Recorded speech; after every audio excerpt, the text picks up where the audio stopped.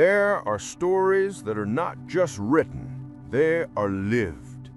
And there are people whose lives become evidence that faith is not a word, but a fire that burns through darkness. This is the story of Daniel Cross, a man who faced death and met God in the place between breath and silence. A story of sickness, surrender, and the kind of healing that no science could ever explain. This is not fiction. This is testimony. The chosen are not perfect. They are found. The autumn wind swept through Cedar Grove, a small town tucked between golden fields and forgotten highways. In a house at the edge of town, Daniel Cross, 52, sat by the window with a blanket around his shoulders. The rain tapped softly on the glass, steady, patient, almost like a prayer he had long stopped saying. 3 months ago, the doctor's voice was calm but merciless. Stage 4. It spread to your lungs and liver. We can manage the pain, but Daniel had stopped listening after that. There are words that end conversations before they finish. Since then, he moved through the days like a ghost haunting his own life. He'd stopped answering calls, stopped attending church, stopped hoping. Martha, his wife, his anchor, had passed 3 years ago from a sudden stroke. After she left, Faith left with her. On the dining table still stood her framed photo, smiling, alive, unreachable. Sometimes Daniel talked to it while sipping cold coffee. You'd tell me to pray, wouldn't you? But he's not listening anymore. That night, pain woke him at 3 a.m. again. He shuffled to the bathroom for his pills, his breath heavy, skin pale beneath the light. And then he froze. Outside the window, above the cornfields, hung a streak of silver light. Not a plane, not a star. It hovered like it was watching him. Daniel blinked, shook his head. Hallucinations, he muttered. He swallowed 2 pills, lay back down, and drifted into uneasy sleep. And then the dream came. He stood in a vast wheat field, golden waves moving under a crimson sky. The wind whispered, carrying a voice that seemed both near and infinite. From the horizon, a figure walked toward him, clothed in white, face hidden in light. When the figure raised a hand, Daniel felt warmth flood his chest. And the voice said, not in words, but in certainty, "Daniel, you are not finished." He woke up gasping. The clock read 3:33 a.m. 3 days later, Daniel told the dream to Pastor John, the old preacher at Cedar Grove Chapel. John listened quietly, hands folded. "Do you think it was real?" Daniel asked. "Do you want it to be?" the pastor replied. Daniel sighed. "I used to. I prayed for years. Nothing ever changed." Pastor John smiled faintly. "Sometimes the silence isn't his absence. Sometimes it's the space where faith grows." Daniel said nothing. He just nodded, left the chapel, and walked into the morning fog. That evening, he found an envelope at his doorstep. No name, no return address. Inside, a single handwritten note. "Go to where you once promised." Daniel froze. Martha had said those very words the night before she died. They had promised to return to Larkspur Hill, where he proposed to her 27 years ago, once things got better. They never did. The next morning, Daniel drove up to the hill. The dirt road was half swallowed by grass, the air damp with early rain.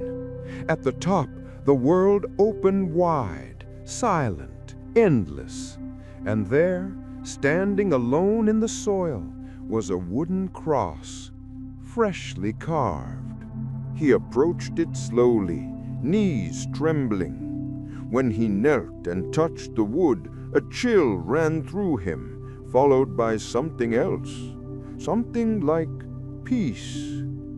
He closed his eyes, and for a brief, breathless moment, he heard a whisper in the wind. "I never left." When he opened his eyes, there was no one there, only the rain beginning to fall, softly, like grace returning home. As he drove down the hill, headlights cut through the mist. A truck came around the curve, too fast. Tires screamed. Daniel's hands slammed the brakes. Metal collided. Light exploded. And then, silence. Daniel woke to the sterile white of a hospital ceiling. The world around him was quiet, except for the rhythmic beep of a heart monitor. He tried to move, but a sharp pain tore through his chest. His right arm was bandaged. His ribs felt like shattered glass. A nurse noticed him stirring and hurried over. "Mr. Cross, you're awake. Don't move too much. You've been through quite a crash." "How long?" he croaked. "2 days. You were lucky. The truck driver didn't make it." Her voice faltered for a moment, and Daniel saw the shadow in her eyes. Lucky. The word echoed inside him like a question no one could answer. That night, as the lights dimmed, he dreamed again. But this time, it wasn't the golden field. It was darkness. He was standing in water that reached his knees, cold, silent. And from somewhere deep within that silence came a whisper. "Daniel, you still have time." He turned toward the voice, and in the distance a faint glow began to bloom, a figure of light walking over the water. Daniel reached out. "Who are you?" The voice answered softly, "I am." A surge of warmth flooded him, and he woke, gasping.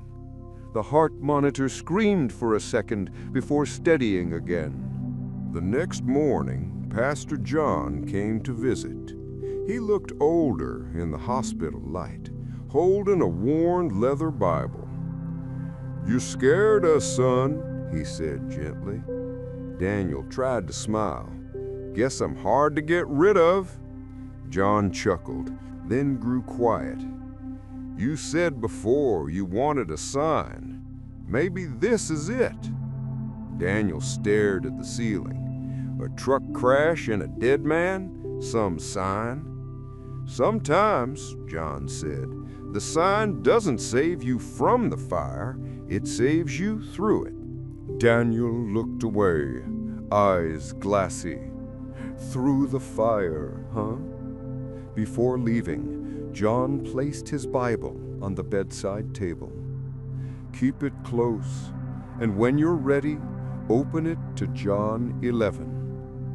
When the door closed, Daniel reached for the Bible. The ribbon marker rested exactly at John 11:4. "This sickness will not end in death, but for the glory of God." He stared at the verse until the words blurred, and for the first time in years, he whispered, "If you're real, show me." Outside, thunder rolled over Cedar Grove. Somewhere far beyond the storm, something heard him. The days that followed were heavy with silence. Daniel's body healed slowly, but something in him had changed. An unexplainable awareness, like the air around him had become alive. When he closed his eyes, he could sense things, soft whispers, flickers of warmth that pulsed like invisible light. One evening, as the sunset bled through his hospital window, a young janitor came in to clean the floor. He couldn't have been more than 20. His name tag read Eli. He smiled kindly and said, "You're Daniel Cross, right? I've been praying for you." Daniel blinked. "You know me?" "Not really," Eli replied, "but I was told to." Daniel frowned. "Told? By who?" The boy looked up, eyes shining with something Daniel couldn't explain. He said, "Tell Daniel that the fire is not to burn him, but to refine him." Then Eli left, humming softly down the hallway. Daniel tried to call after him, but his voice broke. When the nurse came in later that night, Daniel asked about the janitor. "Eli? I don't think we have anyone by that name," she said, confused. That night, Daniel couldn't sleep. The words, "refine him," echoed again and again. He reached for the Bible John had left him, flipping to where the ribbon still rested. But this time, his eyes drifted lower. "Did I not tell you that if you believe, you will see the glory of God?" He closed the book, trembling. "God, I don't know how to believe anymore." And for the first time, he wept, not from pain, but from release. As tears hit the bedsheet, the lights in his room flickered. For a brief moment, the air grew warm, like someone was standing beside him. Then a voice, quiet, calm, but unmistakably real. "Then let me show you." The monitors didn't register it. The world outside kept turning, but Daniel saw a hand of light reaching toward him. When it touched his chest, fire coursed through his body, searing yet peaceful, like burning away what was never meant to stay. He gasped, his lungs expanding fully for the first time in months. The pain that had haunted him was gone. The story is read by Messianic TV channel. Please like and subscribe. Thanks.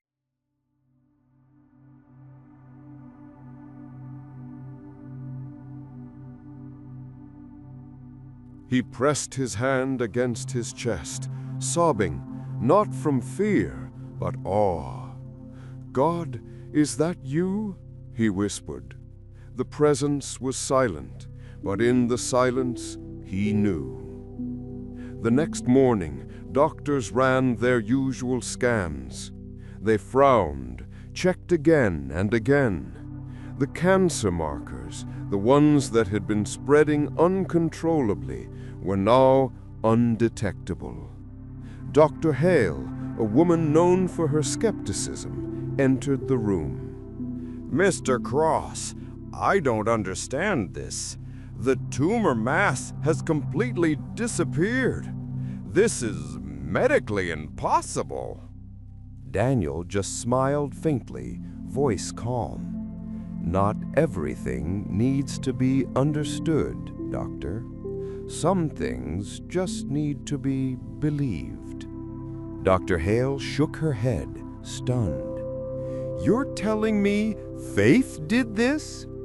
"No," Daniel said gently. "He did." That afternoon, Pastor John arrived with tears in his eyes. Daniel greeted him with a steady smile. "John, I think I've seen him." John's lips trembled. "You don't have to prove it, Daniel. I can see it."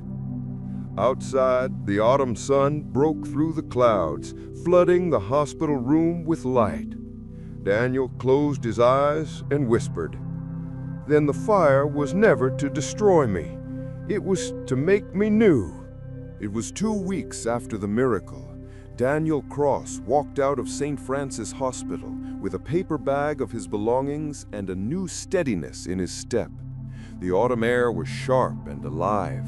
Every color seemed brighter, the sky bluer, the leaves burning gold. He stopped on the sidewalk, tilted his face toward the sun, and whispered, "Thank you for letting me see again." The doctors called it a spontaneous remission. The hospital filed it as a medical anomaly. But Daniel knew better. He hadn't just been healed, he'd been reborn. He rented a small apartment above an old bakery in town. Each morning he woke before dawn, sat by the window and prayed, not asking for anything, just listening. For weeks he felt only peace. But one night, he awoke to the sound of someone crying downstairs. It was the baker's wife, an older woman named Mrs. Turner, clutching a framed photo of her son. Her voice broke. "He's gone, Daniel. They found him last night. Overdose." Daniel sat beside her silently. He didn't know what to say. But as he reached out and took her hand, warmth spread through his palm. She gasped softly, eyes wide. "What? What is that?" Daniel shook his head, tears forming. "I don't know, but I think he does." She wept, but her sobs softened, as if something invisible was wrapping around her heart. The next day, she told Daniel she'd slept peacefully for the first time in months. Over the next few weeks, people started finding their way to Daniel, a young man with crippling anxiety, a single mother battling cancer, a war veteran who hadn't slept through a night in 10 years. Daniel didn't advertise, didn't speak publicly. They just came. And every time he prayed for someone, something happened. Sometimes a calm fell over the room. Sometimes the pain eased. Sometimes the sickness left. He didn't call it healing. He just called it light. But not everyone celebrated. Word spread. A local reporter started digging. Some church leaders called him a fraud, a danger, even possessed. Daniel didn't defend himself. He simply said, "If what's happening is from him, it will stand. If not, it will fade." One night, Pastor John visited again. They sat on the porch, the moon hanging over the small town like a silver coin. "You've become a mystery, Daniel, even to me." Daniel smiled. "Maybe faith is supposed to be mysterious." John leaned forward. "Do you know why he healed you?" Daniel looked at his hands, calloused now from helping rebuild the church roof. "I think it wasn't just for me," he said quietly. "It was for whoever would see his light through me." Weeks later, Daniel received a letter in the mail. It was from Dr. Hale. "Dear Mr. Cross, I can't stop thinking about what happened. I told myself it was coincidence or science we don't yet understand. But last night, when my daughter was sick, I found myself praying. Thank you for reminding me that there is something greater than our instruments. Dr. Hale." Daniel folded the letter carefully, tears filling his eyes. He whispered, "Glory to you alone." Outside, the wind carried the scent of rain, the promise of renewal. And as Daniel looked out the window, he saw it, a figure of light standing at the end of the street. It raised a hand, not in command, but in blessing. Daniel smiled, whispered, "I'm ready." The figure dissolved into the air, leaving behind only the faint shimmer of dawn. It had been a year since Daniel Cross walked out of the hospital a healed man. The small town of Haven Ridge had changed, not because of miracles, but because of hope. People prayed again. Neighbors helped one another. The church that once stood half empty now overflowed every Sunday. Daniel never took credit. He sat in the last pew, quietly watching, heart full. Pastor John often pointed him out during sermons. Faith doesn't begin with understanding. It begins with surrender. Daniel Cross is living proof. Daniel would just smile humbly. He didn't see himself as chosen, just found. One evening, he was invited to speak at a local community center. He hesitated, but John said, "Sometimes the healed must speak, so that others might believe healing is real." That night, Daniel stood before the crowd, ordinary people, just like he once was. He looked around the room and said softly, "I wasn't saved because I deserved it. I was saved because he still had work for me to do."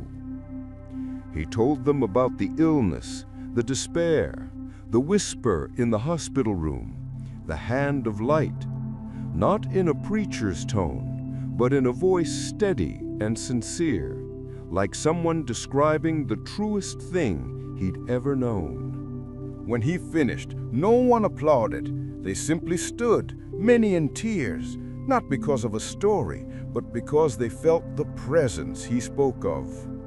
After the event, a young boy approached him. He was thin, pale, with a scarf covering his head. "Mr. Cross," the boy said shyly, "my mom says you talk to God. Can you tell him I don't want to be scared anymore?"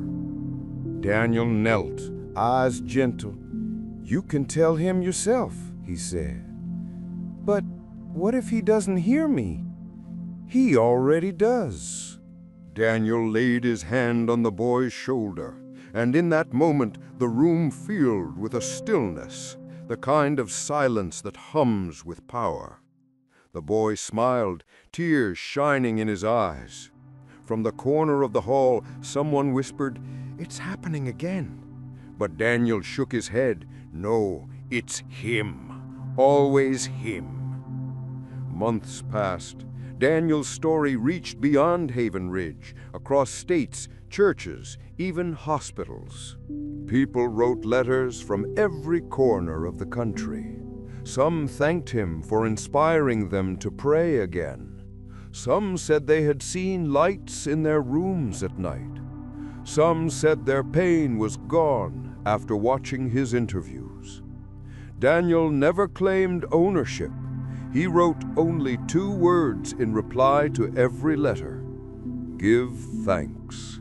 One winter morning, Pastor John found Daniel sitting by the church window, gazing at the snowfall. His Bible was open to the same page as always, John 11. John smiled. "You still read that verse?" Daniel nodded. "Every day. It reminds me that the glory we see was promised long before we believed." He turned, looking at the stained glass where light poured through the image of the risen Christ. "The world calls it a miracle," Daniel said quietly, "but to me, it was mercy." A moment passed. John whispered, "Do you ever wonder why you?" Daniel smiled faintly, "Because he knew I'd tell the truth." Outside, the bells rang noon. The church filled with warmth, not from the fire, but from something unseen, alive. Daniel closed his eyes and breathed, "I'm still here, and so is he." That night, he dreamt again of light, Not dazzling or blinding, but gentle and endless. He saw faces, the boy, Mrs. Turner, Dr. Hale, Pastor John, all surrounded by radiance, and beyond them a figure waiting, hand outstretched. Daniel smiled in his sleep. "Not yet," he murmured. "There's still work to do." And the light answered, not in words, but in peace. There are moments when heaven touches earth, not with thunder, but with mercy. Daniel Cross was not a saint. He was a man who suffered, believed, and was found. His story is not about healing. It's about the one who heals. And somewhere, in every broken soul, that same light still waits to be seen.